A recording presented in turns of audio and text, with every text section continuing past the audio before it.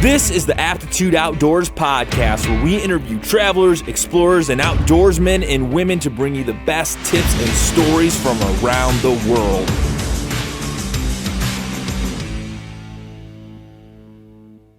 Commence. It's not bad. It's tasty and local. Local, tasty beer. All right, so we are kicking off the Aptitude Outdoors podcast, and I am inviting my first ever guest, Mr. Ryan Martin. Super awesome dude. Ryan, you and I did an episode of Take It Outside recently where Yes, we went did. walleye fishing. First time I've ever been walleye fishing on the river, dude. So much fun. I don't think I've had that much fun fishing in a long time, especially seeing you like yelling at all these dudes out there was hilarious. So like, man, how long have you been fishing like that? Maumee River bumper boat fishing. My whole life with my old man. I remember running around the freaking sides of Maumee River, breaking my dad's rod on the rocks, watching him absolutely scream and rip my freaking head off. I could see it. I remember going out in John boats with him, just bullshitting around and absolutely destroying his fishing day, snagging every 7 seconds. That's probably what I did when you took me out fishing. Destroyed your fishing I would day. call our day a bright success. I would call it a success only because I caught 0 fish and you let me take your fish home. You did catch a fish. I caught one. You did catch a fish. Okay, I caught think one. it was kind of in the side. We had to throw it back, Yeah. though. Yeah, that was a fun trip, though, man. It was Because sweet. all my experience with fishing with walleye has been out on Lake Erie with my buddy Bill. Yeah, And it's a whole different ballgame. absolutely. It is like you're out on this big open water. There's a lot of boats out there, but they're all super far apart. Mm-hmm. And it's just like on the river, you're like inches from the next dude. Yeah, And they're all drunk and yelling. And it's ridiculous. It's- Remember the no-shirt guys? the no-shirt guys. The That was my nipple favorite. guys. Nipple Those guys guys. are great. They were just Killing it. These dudes They were out there- killing it. How long do you think they were out there, man? They had to have been out there. They were red. They were sunbathing and getting limits, man. It was just, it was redneck happiness. It's beautiful out there. And, you know, I'm always super bummed because the Maumee River gets such a bad rap by everyone all the time. And in my opinion, it's kind of BS. There's so much to do around here. I mean, any outdoor recreational thing you can do out here. Absolutely. So you grew up fishing. Like, what other kind of outdoorsy stuff you like doing? I've done a fair amount of hiking. Nothing crazy like your Appalachian Trail adventures. Well, I'm an mostly idiot. day hiking. But I've gone down to the gorge a lot. I've traveled around West Virginia and done a fair amount of that stuff. Lots of camping. You go out with James Graham. Mr. James. Yeah. I've heard some stories about. Yeah, you we've guys. gotten absolutely shitty on mountains and gotten lost and rescued and the whole 9 yards. What was like the scariest mountain adventure? Red River Gorge. I think it was our second time. at the Red River Gorge. And we went into this old-timey, like, half-ass convenience mart that this old hillbilly guy was sitting at. Nothing on the shelves except, like, 1 can of beans and, like, a bunch of random, like, take-home koozies that say I Heart Kentucky. That was it. Oh, hell yeah. That was all there was for sale. That's all you need. And banana bread. Homemade banana bread. So we bought some banana bread and a 1982 hiking trail map. It was actually a booklet written by someone in 1982 with hand-drawn maps. So what year was this? This was, 2000 something? God, I don't know. It's probably 7-8 years ago. I've heard this story before from, It's fantastic. from both of you Yeah, in it's different ways. So, fantastic. like, what was the outcome after your little trip to the store? Outcome, we believed this archaic 80s map instead of really doing our research, jumped into a 9 out of 10 hike, and went absolutely 2 or 3 counties over into the mountains and realized we were never making it back on the loop we thought we were. Had to get rescued off the mountain.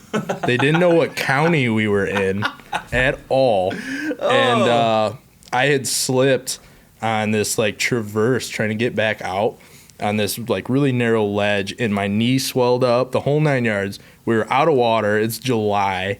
We're out of water since probably like 1 or 2 o'clock in the day. It's nighttime. It was absolutely hysterical looking back at it. But How old were you? so we'd have been mid-20s. I mean, Nice. would have been or early 20s. What kind of gear were you carrying out there with you? Oh my gosh. This old, one, I'm pretty sure I had steel toe boots on for the entire 10 or 12 hour day. I'm almost positive I did.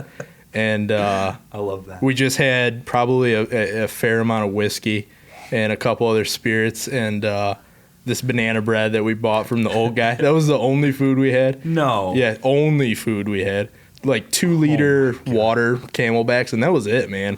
Lots of scotch or whiskey. That was it.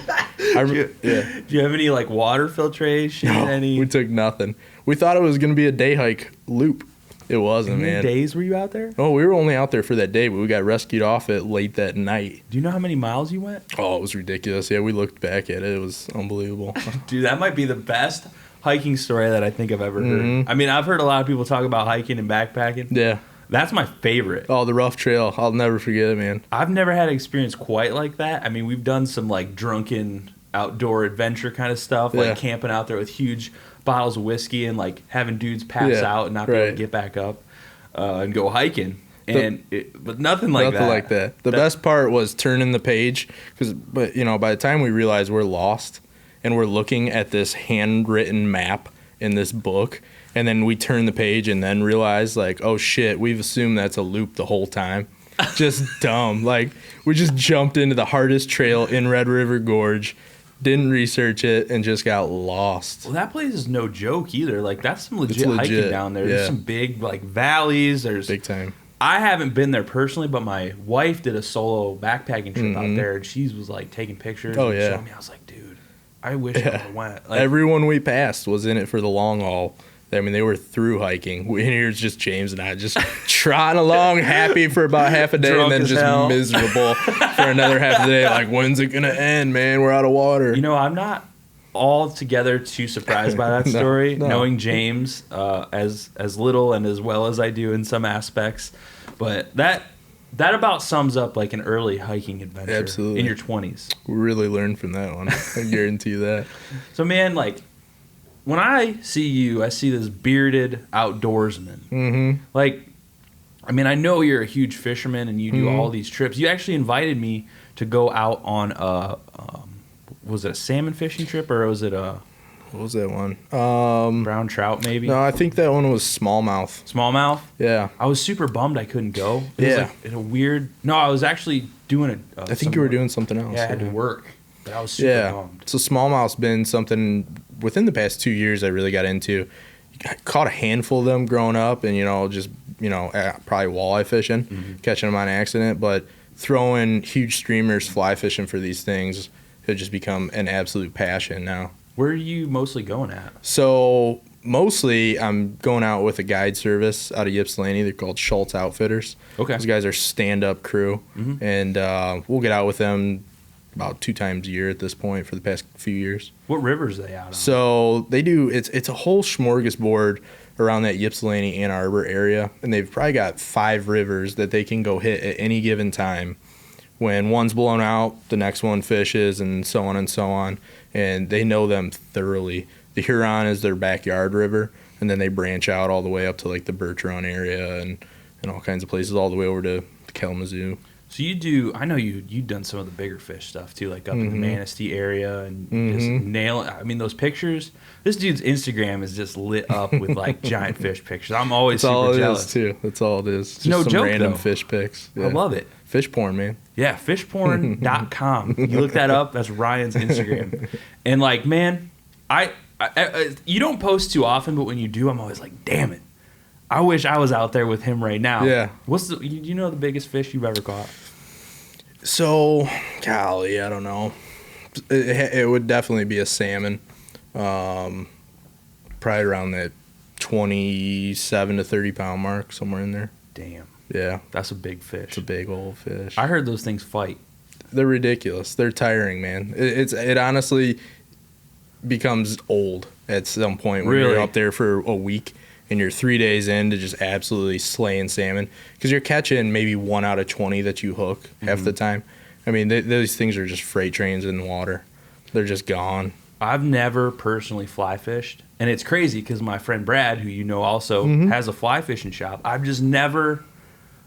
It's another thing that I have to learn, and I just don't have the time to dedicate to it right now. But I want to, because it looks so awesome. It is, man, and you got to be definitely dedicated to a portion of the beginning. Yeah, and then it just falls into place. After I mean, that. how difficult is it to get those patterns down? Of like, God, casting? I'm no expert either at this point. I mean, I probably look like I'm flailing out there like a fish out of water too half the time. But just take me with you. Yeah, you'll be like, I'll be the man. Look at this idiot. I'm out here looking like a pro. Yeah, I'm still learning and getting a lot better myself.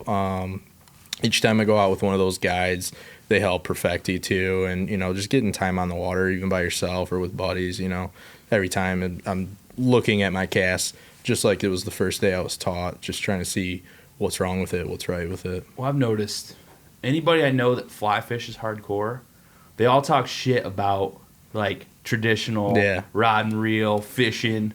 The elitist, man. What's the? I don't give a shit. Because when I went fishing with you, we went fishing with just traditional tackle. It's only been really the past handful of years I really got into fly fishing big time.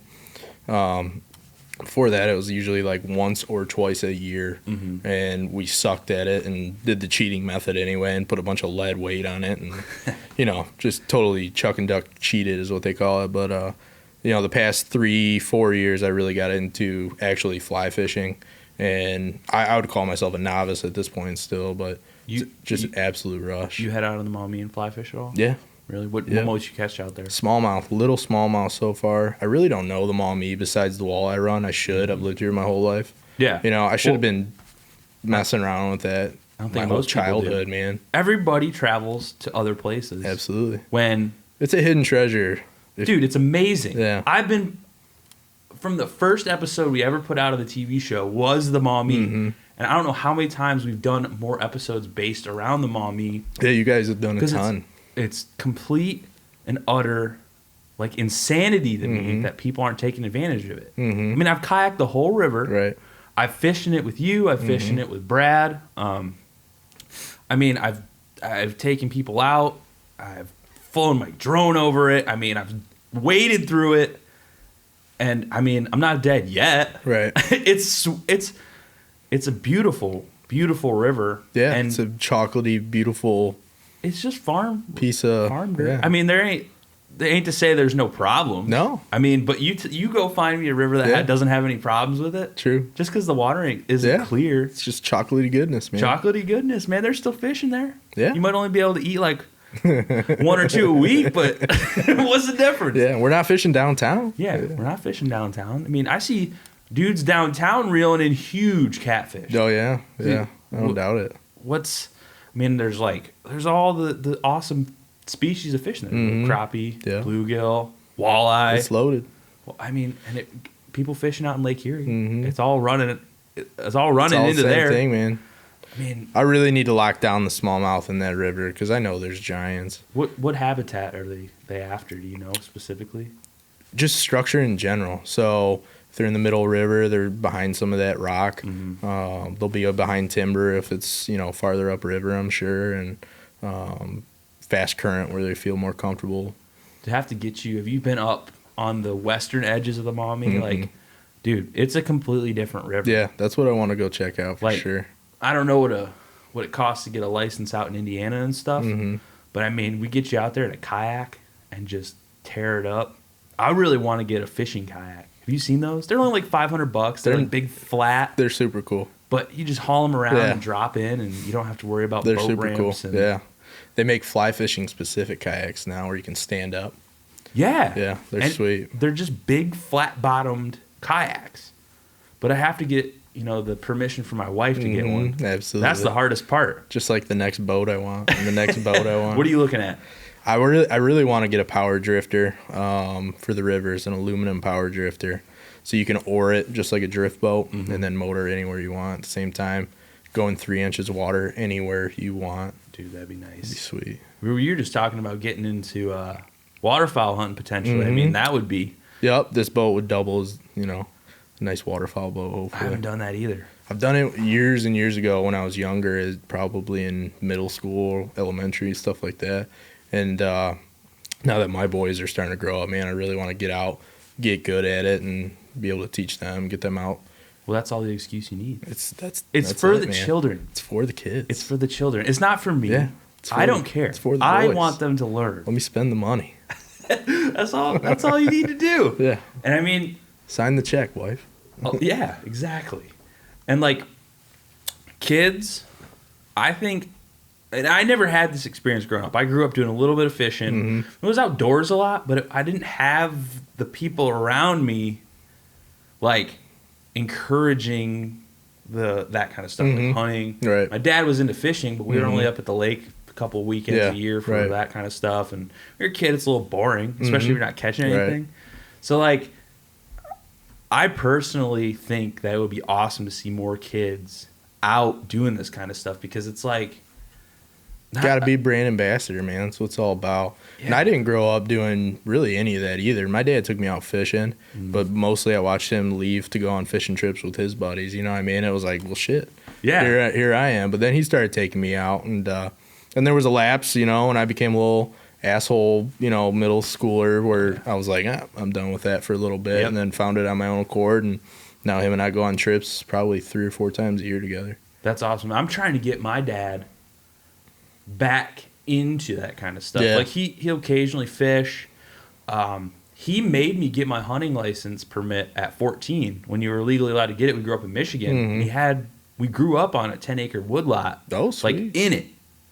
And I mean, so I was always exposed to the outdoors. Like I grew up like splitting wood. We used to heat our house with wood. And we just like grew up outside. Right. I don't say I always enjoyed it, but like now I super appreciate it. I wish I had the money to buy that house. They just sold it. If I had like, a big bank account, I'd be out there right now. I'd be hunting every day. Yeah. But, I'm trying to get my dad back into it. Right. Because now that he's retired, he doesn't want to do anything. Yeah. He's like, I'm not getting up early. I'm in the same boat, man. We go on these fishing trips. I'm like, get your ass up. Yeah. Come on. And Steelhead are out there. I mean, if you want to, you can just drink beer all day and fish. Or let's just have a fire. Not hunting. Yeah, he's over it. He's caught enough fish. That's what's funny about it. We'll go up on those trips, and he's like, it's a little windy today. Maybe tomorrow. We're invested into this trip, Dad. Let's go. I feel like our dad's the same person more than likely, because he likes it, and he likes that I'm doing it, and it's cool to me right now because my brother and I are like starting to bond over this kind of stuff. Like he's not what I would consider a quintessential outdoorsman. Right. Like me, I'm not trying to sound sweet here. Like I get out when I can. Right. I'm still just a dude, a normal dude doing what I do. But like if I get the opportunity to get out and do anything, hunt, fish, anything, even if I suck at it, I'm always out there trying to, even if it's just going hiking, whatever.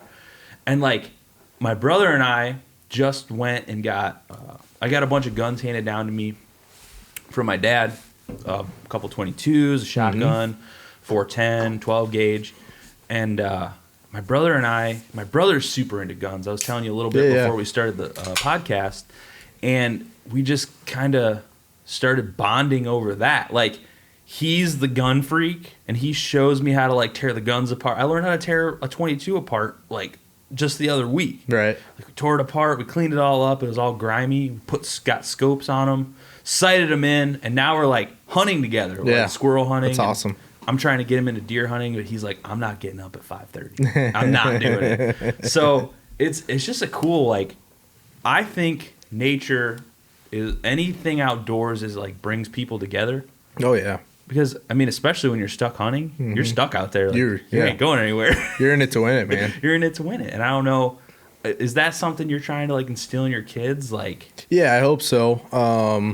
We've taking them out on a handful of little excursions. We take them out camping a few times a year for, 3 to 7 days, and they absolutely freaking love it. That's sweet. All they talk about all year is when we're going camping again. So, I think we've started that pavement with the kids, and My middle boy will be, well, he just turned 6 actually, so he's right at that prime time where you start really getting them excited for it, and then the next couple of years start getting them out. And then I remember like that passing of the torch moment when Dad was like, "You can go on a steelhead trip now," and I was like, "Yes, finally. Let's go." So I think those traditions will carry through, and once you're old enough, you're old enough. So, is your oldest boy into fishing yet?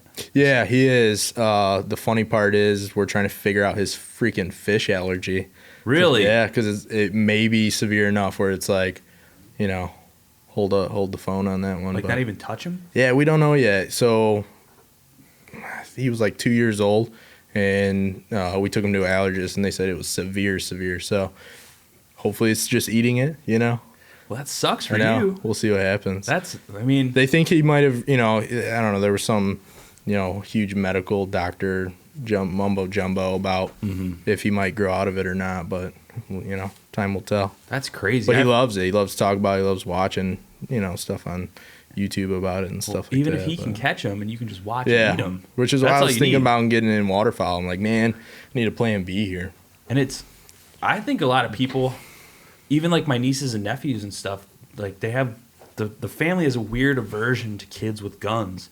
And I'm like, my father-in-law was telling me stories out. He grew up out in Fulton County, out in Swanton area. He was telling me stories that they used to take their rifles to school for like shooting practice.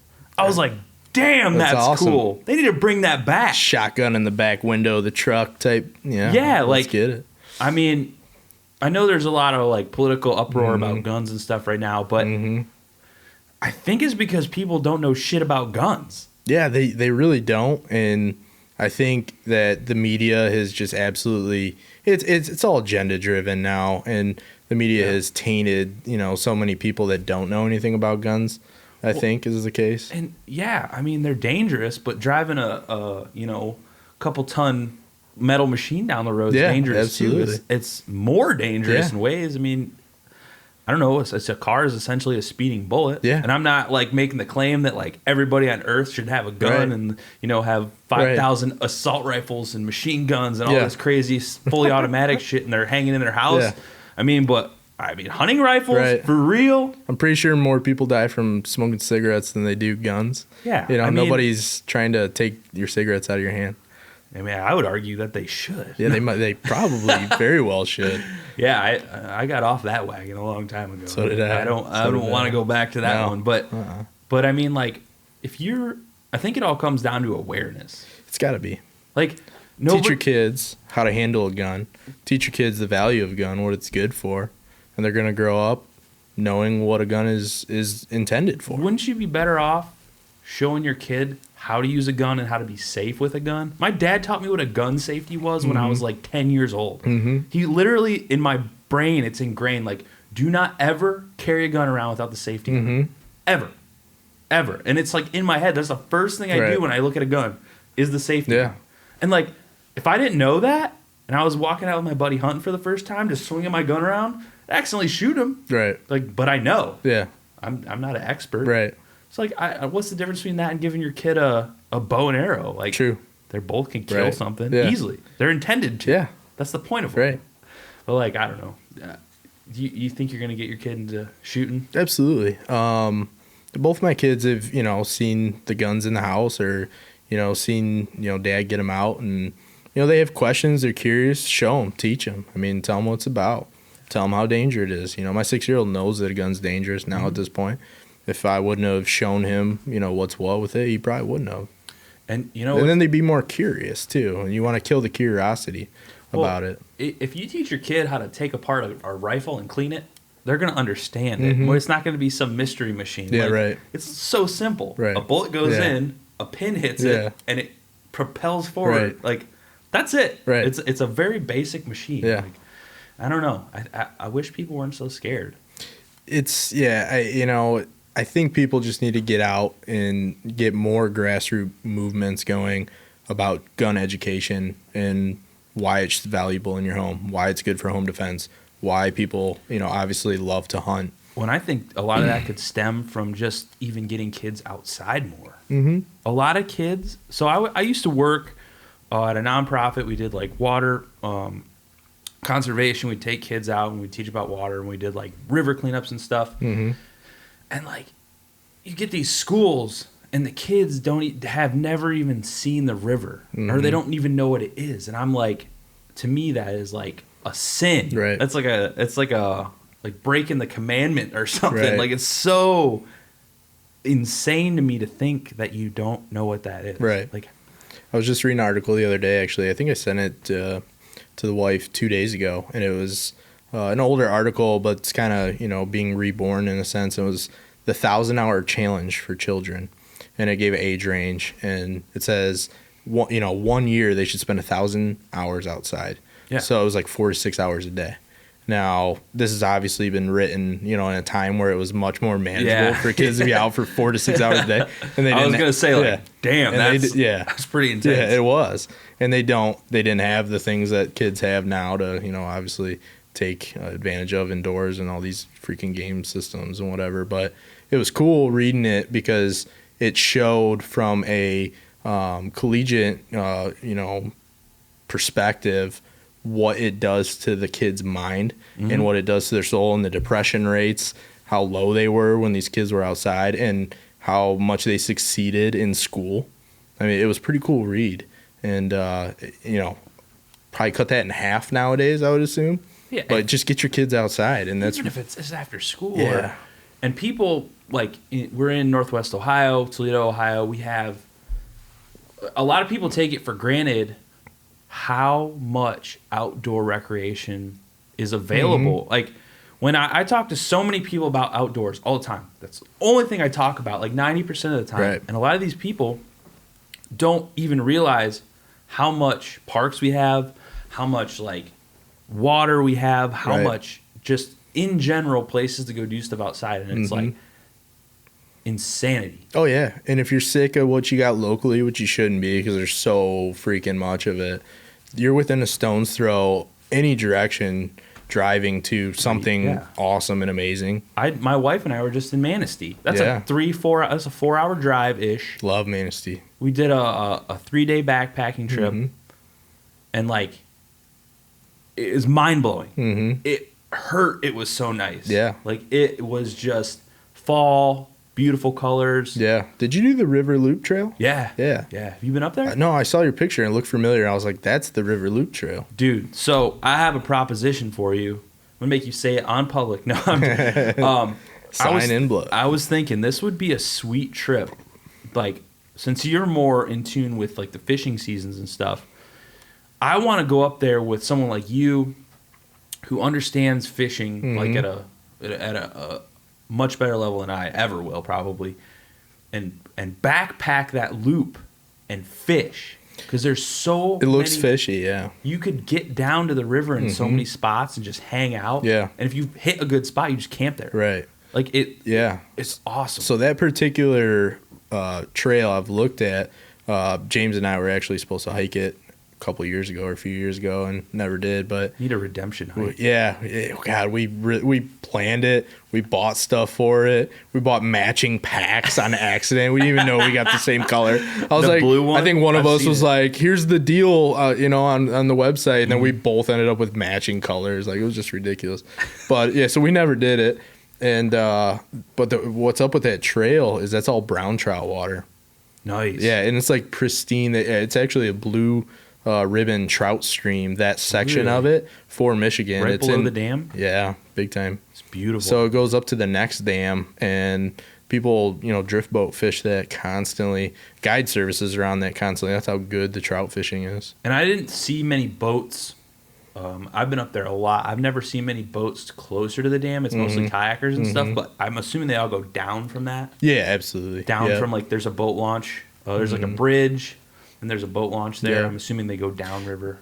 I'd have to look at it, but I don't know where that, really connects in. It might be past the takeouts too, but I know just above Tippy Dam in general, all the way up to the next dam is just huge brown trout water.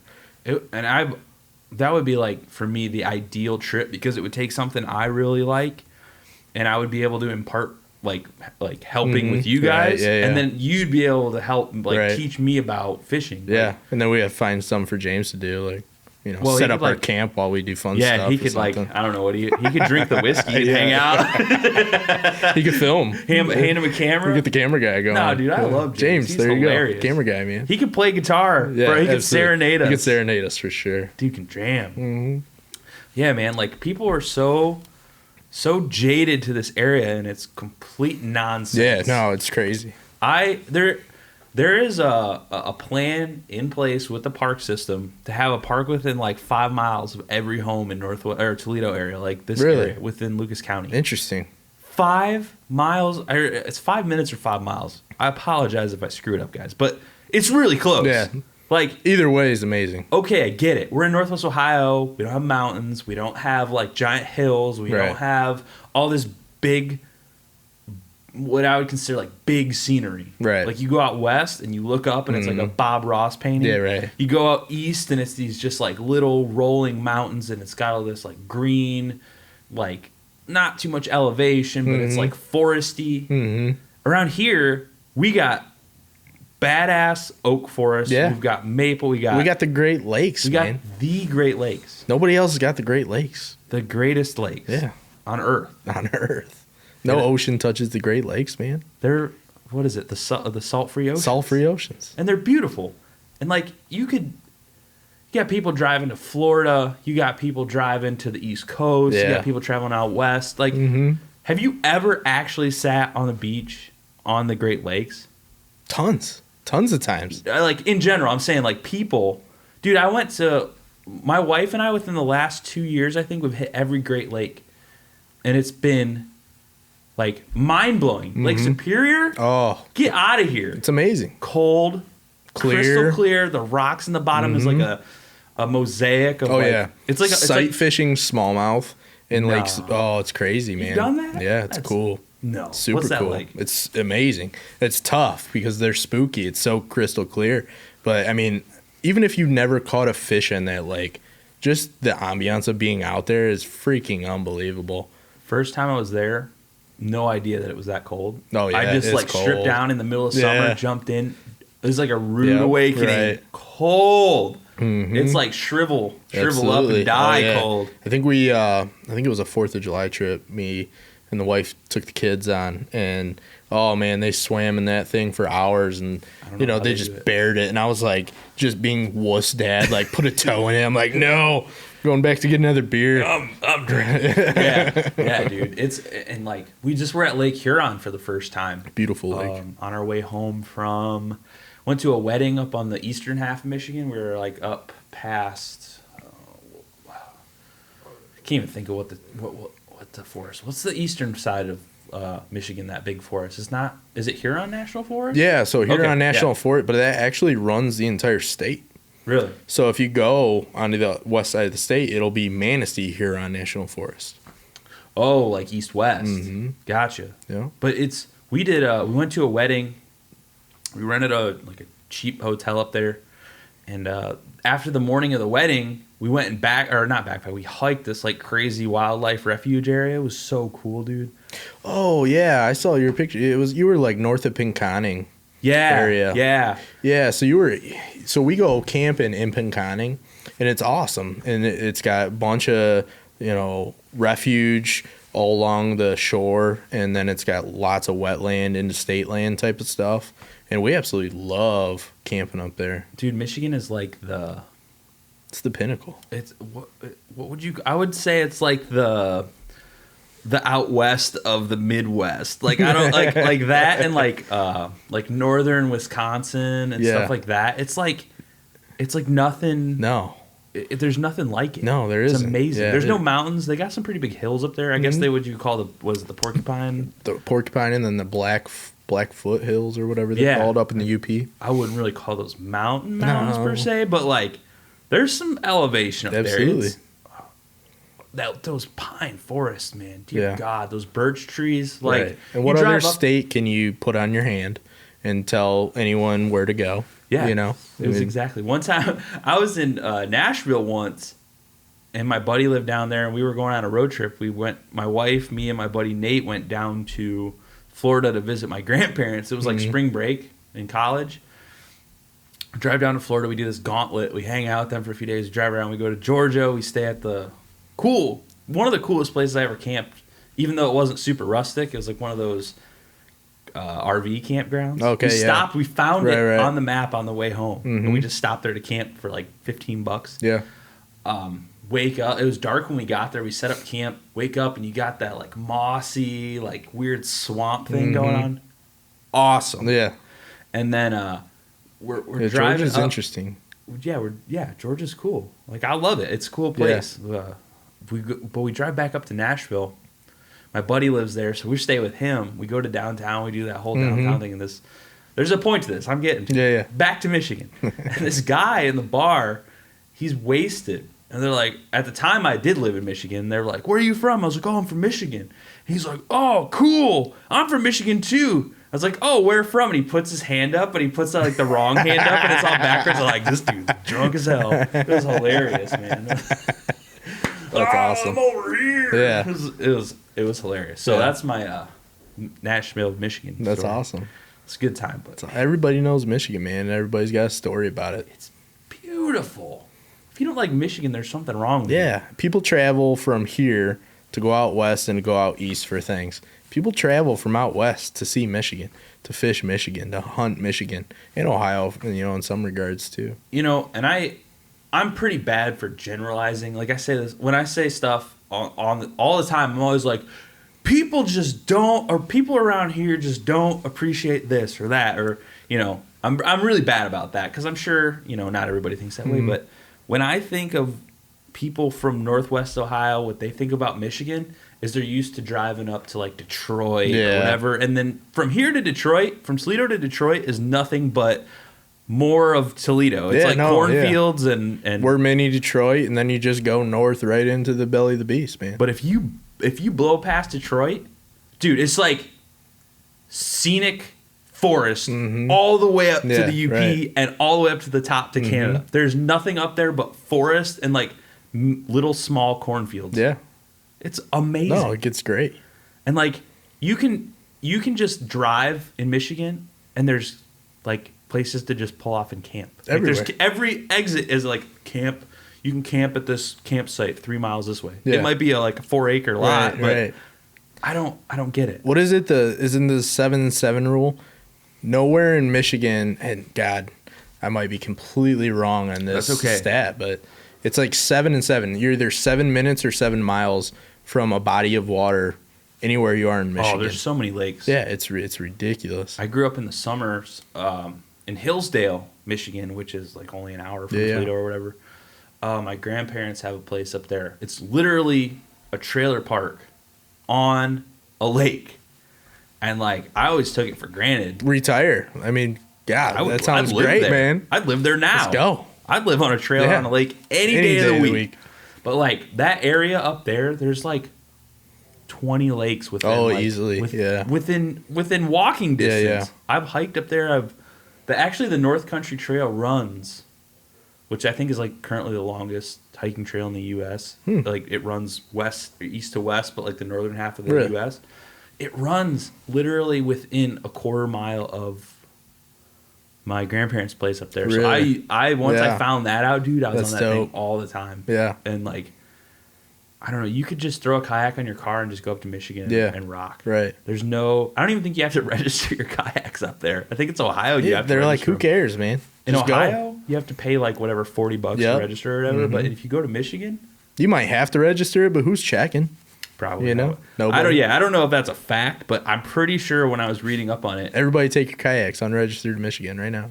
Yeah, just go up there. Just go. I don't care if you get in trouble. That's your problem. Just tell them we sent you.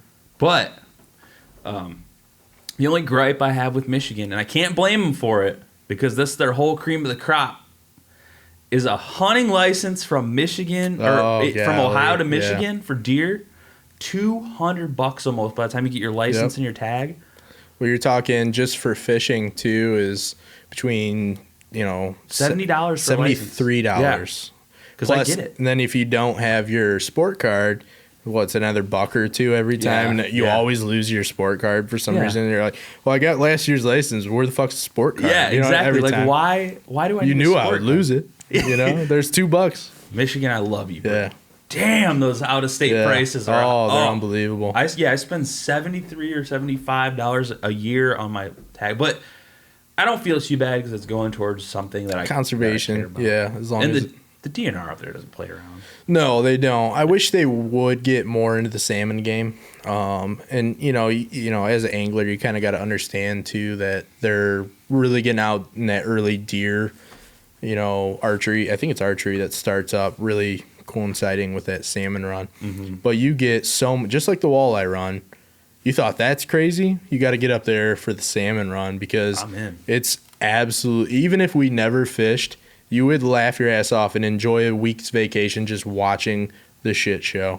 It's walleye in the Maumee on crack. I mean, it's just craziness. And I expected, I don't know if it was the time that we were out there or just I think we went a little later in the walleye run. God, I can't remember. I think it was mid to late. Since it was an earlier run. I don't recall when we went, but it was busy out there that day, wasn't it? It was busy, but I expected it to be like way more insane. Because I've heard like stories like people getting into fist fights out there. Oh yeah, I've seen guns pulled. I've seen fist fights. That's nuts. Yeah, you're not the only person to say that. I don't remember what year it was. We were on the island. It was probably one of the last years I waited. What island? Huh? Which like out by the only island you fish? Oh, okay. Off the Maumee side. Okay. Where you just wade over, right? Mm-hmm. Yeah. And that's when I used to wade fish. And this guy came over in the afternoon, just clearly stinking of booze, man. And I thought he was gonna be a nice guy. He actually came and fished right next to me the first moments he got there, and I was like, damn, that's a whiskey smell and a half, man. Like, it's 5 o'clock and you are hammered. I love it. Like, we're cool, Yeah. So we're fishing, we're kind of shooting the shit, and something happened. You're in a line with easily 20 people on either side. Sometimes something happened with somebody within 5 people of me and him, and they started arguing, bickering back and forth. Somebody crossed each other's lines or something, and that guy just went ballistic, man. Really? He just went ballistic. Pulled a freaking gun out of his waders and he held it to the air. It's not like he pointed at anybody, but still, what are you doing? The DNR come out there and arrest him? Yeah, they arrested him once he got back to the other side. They must have been spot scoping from the other side and seeing a commotion because they weren't on the island by any means. And he ended up getting arrested, man. It was crazy. When I was out there filming like the background scenes, and I was out there fishing when you were out there. I seen fishing. you talk to that guy. Yeah, I was filming. Yeah, and, you climbed the hill. The DNR were out there, and it was crazy. They're like in the woods on the edge of the river, in like basically in camo, and they just have a spotting scope. Yep. And I watched one guy come out in a ghillie suit. Yeah, it was crazy. You had me paranoid. Yeah. Like, don't even catch a fish, dude. I'm like, okay. No, it was fun, dude. Don't let them catch you. That was a fun day, and it was like weird because it was cold and hot at the same time. Yeah. Like, didn't you get sunburned to hell? Oh, yeah, I was burnt, man. I was burnt. Well, I think I was burnt going into that, too. I think I'd been out there for like 5 days straight. But when I picked you up midday, I don't know if I had taken those clients out or whatever it was, or maybe it was my old man or something. Yeah, I think you were with your dad that day. Yeah, was I? You dropped him off and then that's picked right. me up and we went back right back I was out out there since like 4 a.m. or something with that spot. That was a fun day. That's a true outdoorsman right there. Yeah, it was fun. No, dude, I noticed for sure that the walleye fight like hell in the river. And you think that's more the current, or you think that's a lot of it's the current and full to the brim with testosterone? Yeah, right. Yeah, and you're just going crazy if you're that fish. But a lot of it's the current. But they're also really jazzed up because they've expelled so much energy getting up to that point that they're just ready to rock and roll, man. Get their jiggy on. Dude, one of the things that you said when we filmed that episode that had me rolling, I put it in the actual episode that aired, and I was hoping that nobody caught it, and they didn't. It aired on TV. That fish was just like letting loose all over the boat, and you're like, oh, that's a milky boy or something. I was editing that. I was laughing my ass off. Oh, look at that. Ooh. Just milky. And nobody ever caught it. I was like, that's going that's in there. Funny. That and the nipple guys, man. That's clutch. That's clutch. I told you, we were filming those dudes, and I'm like, Oh, those nipple guys are going in there for sure. That was great. That was my favorite part of the whole day, man. Dude, that was fun. And you took it like a champ. Most people get a camera in their face and they're like, they close up. Yeah. And I don't blame them. It sucks. Right. I mean, we got them in our face right now, but Yeah. like, I don't know. It's something about putting a camera on someone. They just stop. In retro, we probably should have done the interview at the beginning. Yeah. 'Cause I was so You were toast tired. at the end, man. It worked. I don't even out. think I was talking, legitimately, but at that point. But Nobody it sounded cares. great, man. Like 4 people saw it. Yeah, well, what does it I was matter? like, I sound like they would believe me. I try and make you look like you're a professional. Yeah, that was fun. That was a fun trip. I want to get back out though. We'll do it, We man. got to get smallmouth. We got to get like. Mhm. I, Steelhead trip, man. I really want to make a small mini doc, big time steelhead. Just go up north, make a mini documentary. oh well, I know a guy who has a camera, I think likes you- being outside. I think you might be into it. I hear he's got pretty reasonable Yeah, rates. you might be. Yeah, dude. Like, but so, I mean, you're like fishing's like your thing. It's like your main Primary, game that the you primary, go to. the stress Like, reliever. What's if you had like a dream fish trip that you were like, man, if I had did not worry about money, time, what would I like where this is going. where would you end up? Because I want to like.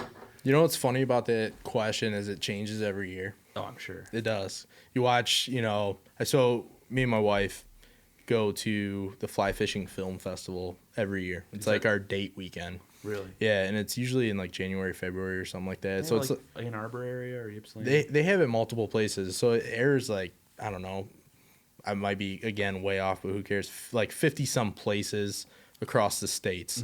And they got different guys that just travel around and put it on in different cities, right? So Schultz Outfitters actually hosts one in Ann Arbor. I wanted to go to that one last year. Oh, it's so dope. And then I think they actually do it in the Maumee Indoor Theater now, which Oh, yeah. they did it last year, but it's always the same weekend.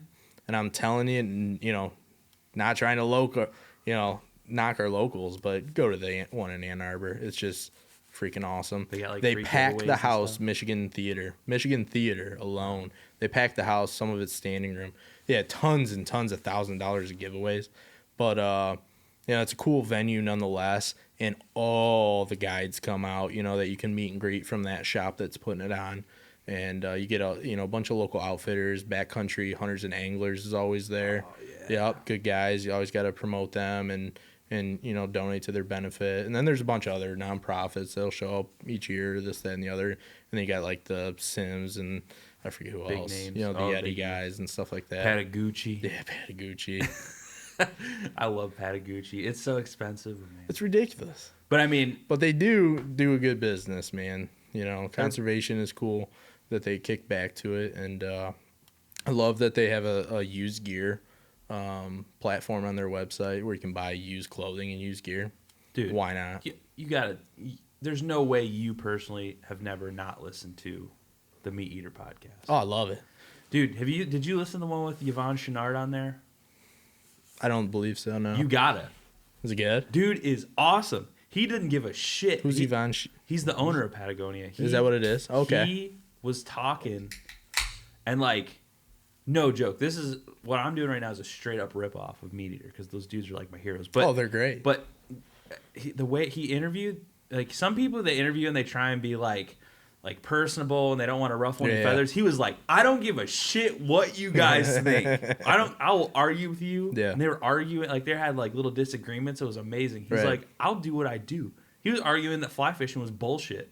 Oh, I bet. He was like, I'll go out there with a feather and a stick and fuck you guys up. And that's what's crazy to me about him. And that's a CEO, correct? He created. He's the owner. Okay. He is Patagonia. So he's probably the one I've read a handful of articles, and not just about him, but like you get like Patagonia and REI and these other companies that will denounce guns. But half of the guys buying your gear are to be out in cold weather scenarios, or that are fly fishermen or people that hike that also hunt. So why denounce that? And then the rest of it is just it's all personal. Like it's cater to your business though. Yeah, I don't care about that. I mean, like that whole Dick's Sporting Goods debacle where they're like, we're not doing guns. Yeah, I've still shopped at Dick's. Yeah, I mean, I don't. I don't buy into the political bullshit of a lot of places because, like, good gear is good gear. And, yeah, cool, whatever. You're going to get political as the owner. Like, that's your prerogative That's because true. you own the business. But, like, that's not to say, like, I have to agree with everything you're saying because I'm sure a lot of people don't agree with what I say. True. Because I have my own opinions, too. But, like, man, gear is gear. A lot of the gear that they're putting out for hunting, and we'll come back to your dream fishing question in a minute. We kind of went off on a tangent, but segued. But man, gear is gear. I've used backpacking gear in super cold weather hunting. I used like a $300+ down coat under my camo because that is the warmest piece of gear I've ever bought in my life. Right. And it's so interchangeable. Like all the stuff First Light's making, all the stuff all these big time names in outdoor gear are making. It's all the same shit. Oh, yeah. But camo costs way more. Because I just learned this recently from a guy at Bass Pro when I bought my scope. He was saying it's the licensing of the camouflage pattern is what makes the price go up. That's why everything is always sold with Digi-Camo Woodlands, Digi-Camo this, True that. Timber, all the name brands of camo. They're not the clothing brand per se, but they're the creator of the pattern of camo. Isn't that crazy that when you think about licensing and, you know, getting something patent, it's one thing. Yeah. But that someone can license or patent a camo pattern that's never the same on any garment of clothing. Yeah. Isn't that weird? It's insane. That's weird. It's awesome. Yeah. Like the way that you create businesses in super cool. It's you can sell anything if you're good. Oh yeah. I'm just not good. I'm not a salesman, man. I'm not a salesman. I couldn't sell camo. I'll tell you that. There's so many laws. But no, gear is gear. Yeah. And good gear is great gear. You want to know what the funniest thing the funniest thing to me ever about hunting gear, because I'm traditional background of outdoor is like, or not hunting, backpacking, specifically backpacking, camping, hiking, kayaking. Like, I'm more of like I don't want to even say like endurance sport because I'm not like, obviously I'm not like ultra shredding. Like, I'm just like some average looking fat dude. But like, I all the sport one and the same, man. I feel like we look like the same person. This is the if new. You're listening to the podcast, we look very. It's the similar. Bearded Outdoor Podcast. Yeah, Bearded Outdoor. But like, if you, the biggest scam to me on earth is camo base layer. Anything that's not your base outer layer. Yeah. You don't need anything camo that's not. Why? I have black base layers. I have black fleece pants, which, conversely, the best thing I've ever bought for a base layer was fly fishing fleece pants. Oh yeah. For hunting. What brand? Cabela's. They were $10, so dude. I got the Reddington fleeces, and they were so much cheaper than the Patagonias and Sims. Badass. And oh my god, they're so warm. I can't even stand it on 0 degree days half the time. I wear a level 3, the Bass Pro, whatever, the XPS level 3 base layer, and then I wear the fleece pant, and then I wear the hunting bib. Yep. Over all that, my bottom half, like toasty. Right. Top half, I need to get like a fleece sweater and just rock it. I love that we went down this because this is always my biggest battle at home with the wife. You know, so I'm really glad when she listens to this later, we'll be having this conversation. Pay attention. Ready, Rachel. I've always had shitty gear at the beginning stages of me fishing, hunting, hiking. I mean, I just told you I wore steel toe boots on Red River Gorge's hardest hike, right? So cotton sucks. Terrible. Stay away from garbage. But I thought it was the bee's knees, man. I thought that's what you need to stay warm. Why not put on more cotton and more cotton? And then I was like the marshmallow man out there trying to fish. Yeah. You know what I mean? You know, nice flannel. Yeah, right. Oh my God. And just miserable. And then sweating. And then you get colder. Not breathable. And so I remember trying to sell it the first time to Rachel in particular. And I was like, I got to get these Sims waders. You have no idea what this neoprene's doing to me. And she was like, okay, cool. And I was like, it's $500. And she was like, yeah, no, not cool. Not happening, right? And then it took a bunch of, back and forth. The technology, and then I have to explain technology. And then I feel like I'm a salesman in my own home, which was hilarious because she's like, are you kidding? How much technology can be in a garment, right? It's amazing, man. Until you are in it. Good gear makes you happy, even if you're not happy doing what you love out there. Because if you're not bagging a deer or catching a fish, good gear is gonna make you, or bad gear is gonna make you miserable quick. Good gear is gonna keep you happy. So I'm very lucky in a way because my wife is also she thru hiked with me on the Appalachian Trail, so she understands the quality of gear is very important. Right. My problem is I do too damn many things. Yeah. She's like, you can't have it all. You got too many hobbies, man. Yeah. So like, but that is a lesson. That's what people who've been outdoors and have experience learn. Like, you can buy 20 pairs of $10 pants, or you can buy one pair of, like $100 pants that are gonna do exponentially better. Right. Forever. Like, you can't underestimate good gear, and good gear usually has a warranty that if you break it, it gets replaced. Absolutely. So you spend $500 up front, and it hurts. Oh, yeah. But when you had it for 10 years and you're like, shit, this was a good investment. Oh, yeah. That's where it pays off. And that's why I love some of these big brands now that are really getting into that stuff, like Sims and Patagonia and, Orvis to a degree. And those are the mains in the fly fishing world. But, Patagonia and REI, they transition into so many different sports too, and they all make a lot of the same gear. But you rip it in half. Like you said, you send it in. You might be out a few weeks. Yeah. But you're good to go, man. You made an investment, and that's what it is. Oh, no, I got to pay shipping. Yeah. Oh, God, yeah. But it's worse, or what's worse, paying shipping and waiting 2 weeks to get your brand new $500 garment, waders, whatever it is, coat, down jacket, or going back to Cabela's and spending the same amount of money. I could have taken my backpack that I thru hiked the Appalachian Trail with, all holes, which I bought name brand. It was like a fucking $300 backpack. Osprey. I got an Osprey 70. I could have taken that and sent it in, and they would have sent me a new one. Yeah. But I held on to it for sentimental reasons, obviously. Yeah. It's big. It takes up so much space. Like, it's ridiculous. I shouldn't have it at all. How big is your...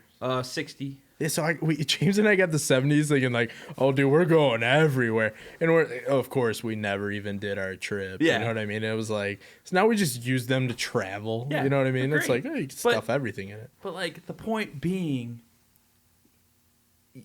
I could send that in tomorrow and get a brand new one at no cost to me because I invested right off the bat. So like, I think we both are on the same page with that. Good gear is good gear. Like, you can never go wrong with good gear. And once you get good gear, you can't go back, man. You can't.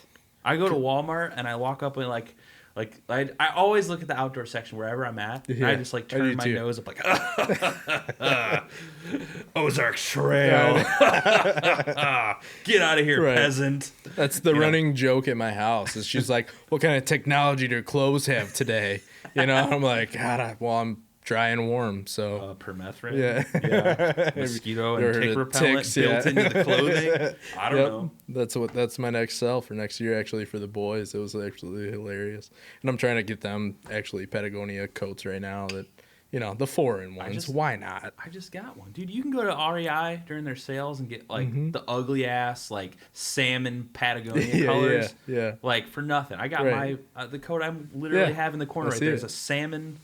The inside has blue flowers. It looks amazing, yeah. It's very, very unattractive. But I got it for $70. Yeah. That Sims coat just balled up laying on the floor right there. That thing is tried and true, man. I think it was $350, which is absolutely ridiculous. But you can get soaked in the rain and stay dry, and all that Primaloft in there, still even soaking wet, retains 95% body heat. Is that down or is it synthetic? Synthetic Primaloft. Nice. That's good shit. So you can be completely drenched for hours and it will still retain 95% body heat. And you never. And that's go probably wrong too. Maybe it's 70 something or 80, whatever. but you get the point. 95 sounded way better. The point being is good gear, and people who know that it's important understand. Because now they get it, man. I go to REI and I'm like, I don't need anything. I literally walk in there and I'm like, shit, I have all this stuff and I've had it for years. I had a Patagonia base layer on the Appalachian Trail that I still own. and if I wasn't so fat, would still be. Yeah, I'm in the same way. I'm like, I got Capilene stuff, Yeah. and I'm like, dude, I can't wear this anymore. Are you kidding me? Stuffed sausage. I know. But all right, like, it's rolling up on me. But we're running close to an hour here, and before all the cameras and batteries and everything runs out of juice, I want to get, before you roll, that dream fishing trip. That dream fishing trip. So, like I said, it changes every year. Right now,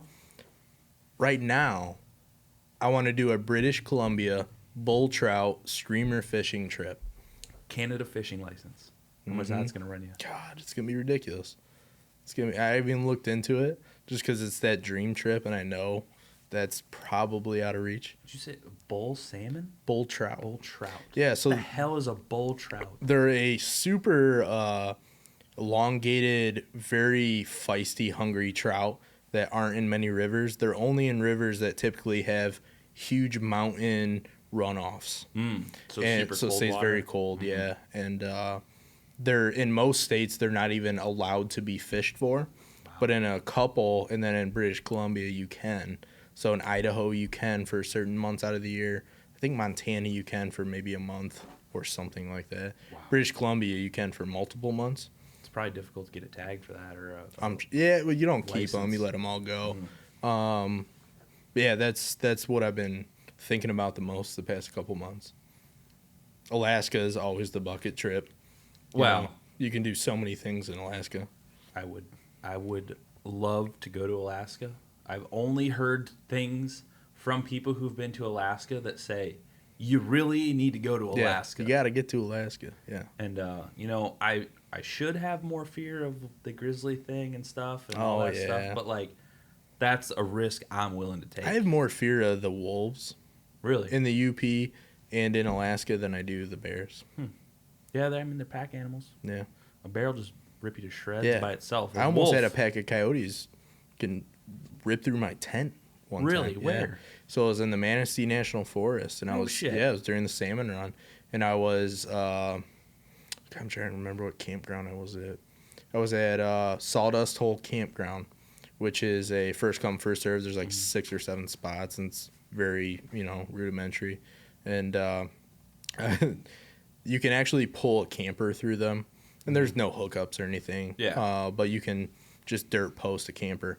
And there was this old couple, and I think they were in their like early 70s, and they had told me they actually trailer from Alaska for like 2 or 3 months. They come back into all the way through Canada. They come back into Michigan where they live and see their kids for the summer. Or no, for the winter, I'm sorry. And then just go and camp the rest of the time. So they spend like 3 months back at home. They're retired. They love life. So they go to Alaska, and then they come to that same campground I just spoke of for like 2 or 3 weeks every single year during salmon run, no matter what. So I was camping with them, and these coyotes, man. I was in a tent by myself, got done fishing, went to the bar, drank a bunch of beers, ate dinner. Hell yeah. Went back to my tent by myself and just passed out, just ready to wake up for the next day. Let's go fly fishing. Dude, I woke up in the middle of the night with 2 coyote packs fighting each other. And that has to have been the most terrifying. All I had was a mag light in my hand, and I could literally see their shadows running around.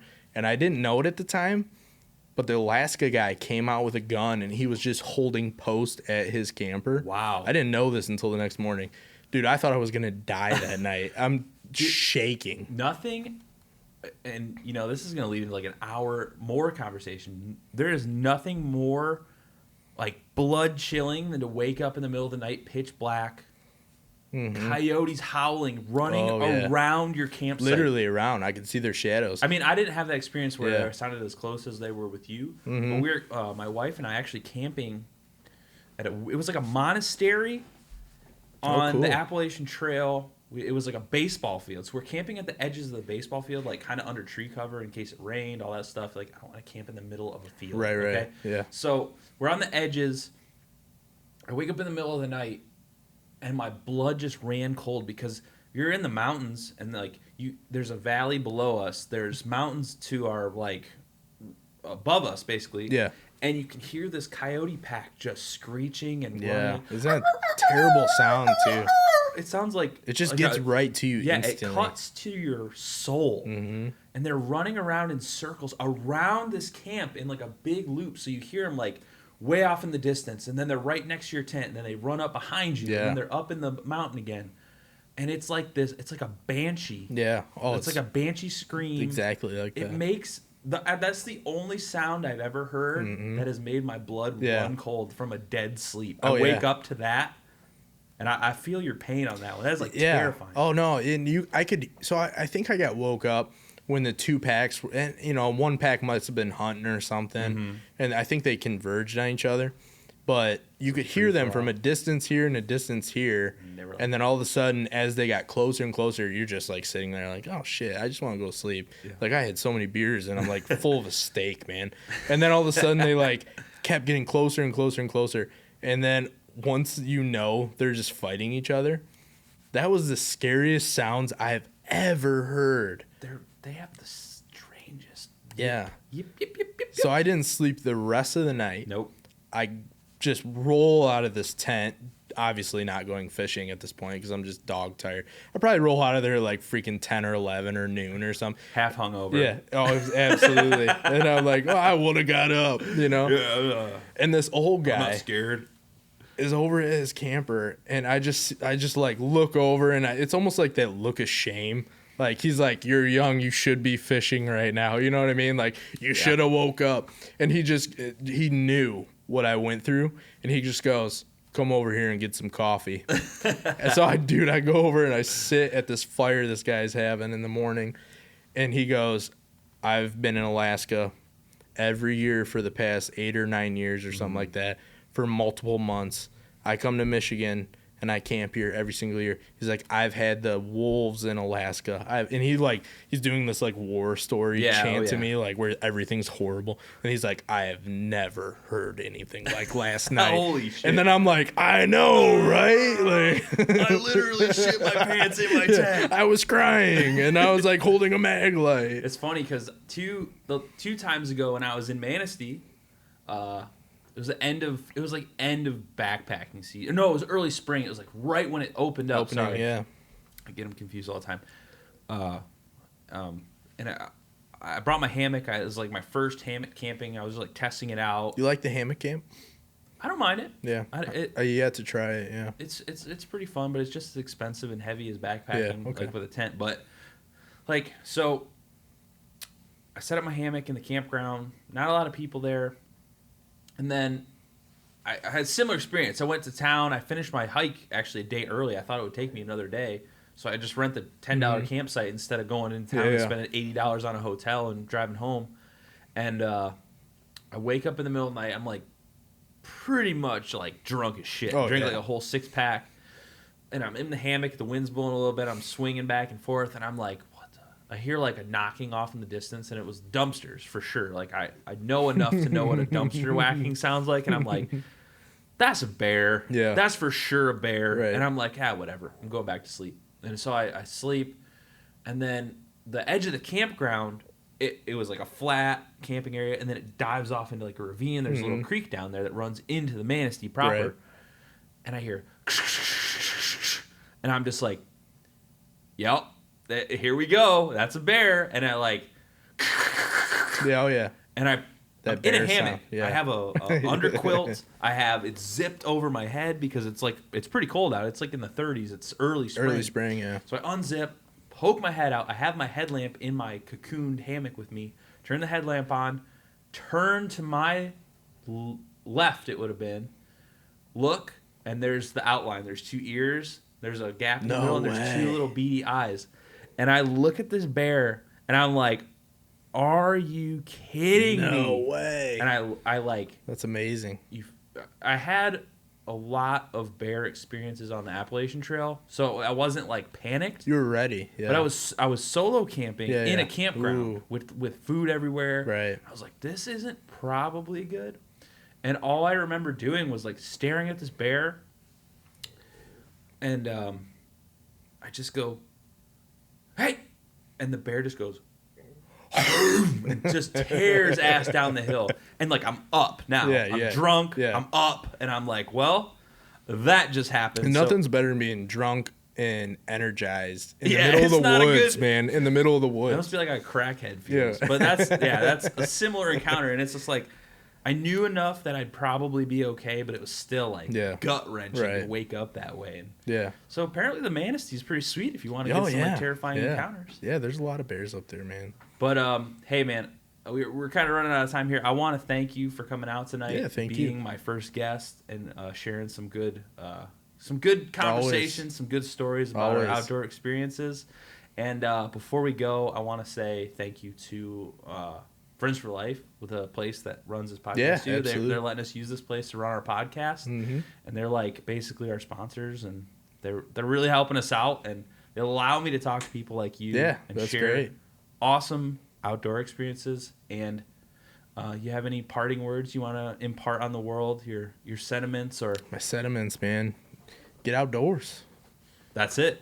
Get outdoors. That's the whole point of this. Get the kids outdoors. Get the kids outdoors. And we will be back again soon. Peace out. Later.